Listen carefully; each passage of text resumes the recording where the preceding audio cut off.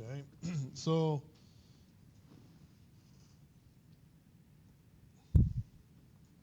I'm going somewhere with this. Just real briefly, if I have an arbitrary function f, that's a function of, say, u prime, where the prime represents du dx and x. And I take the first variation of f, then that leads to, via the chain rule, partial f partial u du plus partial f partial x prime du prime, okay? And then if I were to integrate this, over dx, right? So integral dx. Then on the second term, so I'd have the integral on the second term,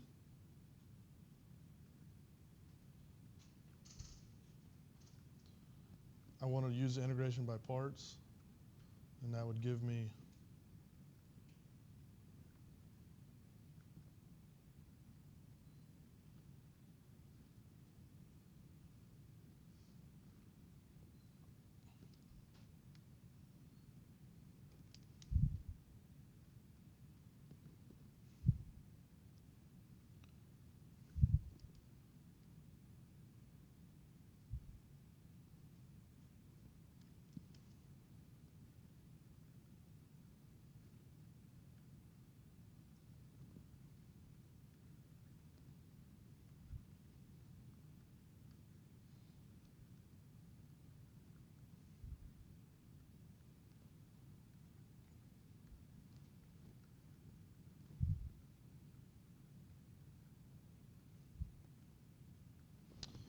all right. So then finally, we get this guy.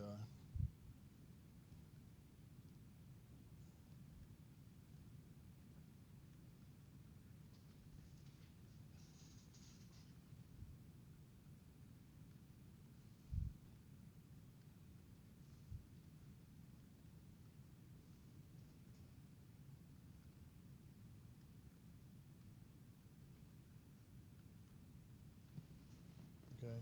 So this thing right here has a name. It's called the Euler-Lagrange equation.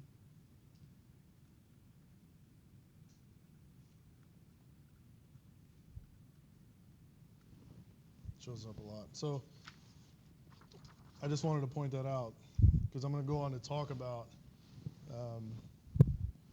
sort of natural and essential boundary conditions in a general way, and I needed to establish that, right? So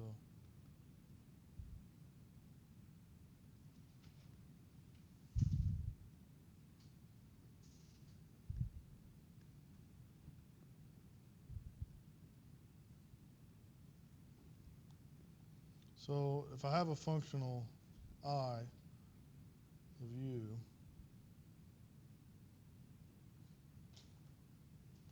and now here's my f of u prime, and x, dx minus qa u.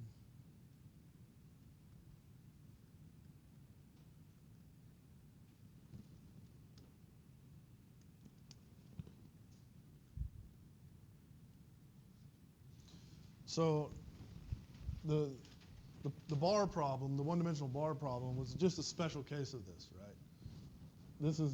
We had this f was EA over 2 du dx squared, right? And then this was P, and then you had U at L, okay? Which I guess would be P, U at L. And then this wasn't there. So it was just a special case. Okay. So for I to be stationary,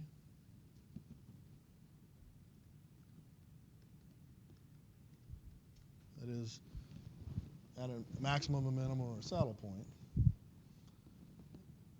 then we have this.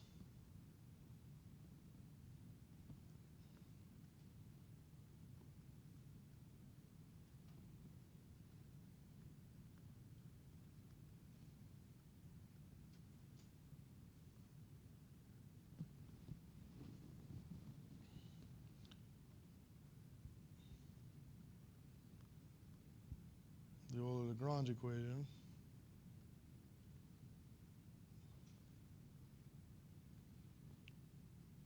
And so I skipped the details because I already worked it out for this term, okay? But remember, to get this term here, you have an integration by parts step that produces these boundary terms, right? So I'm skipping the details here, but ultimately you'd get this.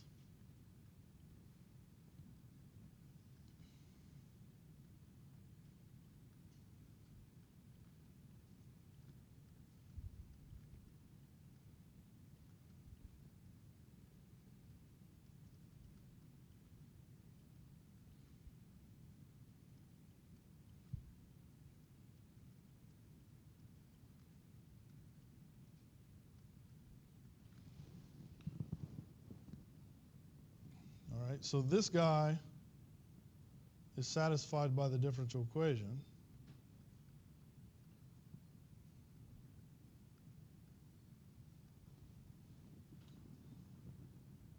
And so for I to have a stationary value, the whole thing must equal 0. So this whole thing must equal 0 somehow, right? So this is satisfied by the differential equation. This whole thing has to be equal to 0 somehow. So any of the following ways.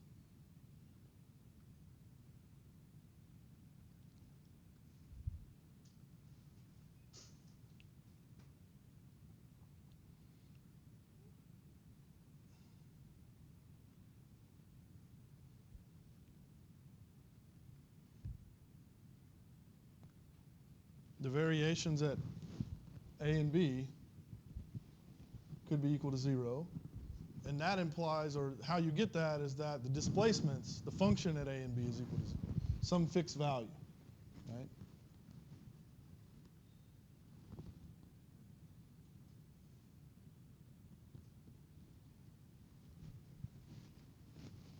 I don't want to imply, so I'm not going to say u of 0 equals 0, okay?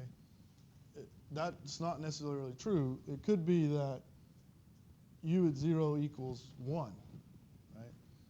The point is, if the function is fixed, the variation can't be arbitrary. The variation has to be 0. Okay? So I'm just going to leave that. But this implies any essential boundary condition at A and B, right, would imply the variations being 0. Okay? So you could have an essential boundary condition at A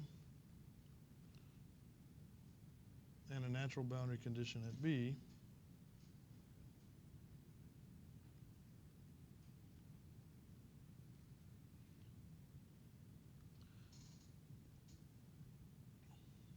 Or the other way, you could have a natural boundary condition at A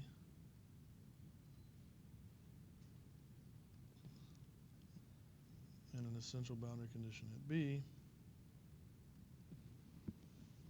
or you could have two essential boundary conditions. I'm sorry, two natural boundary conditions.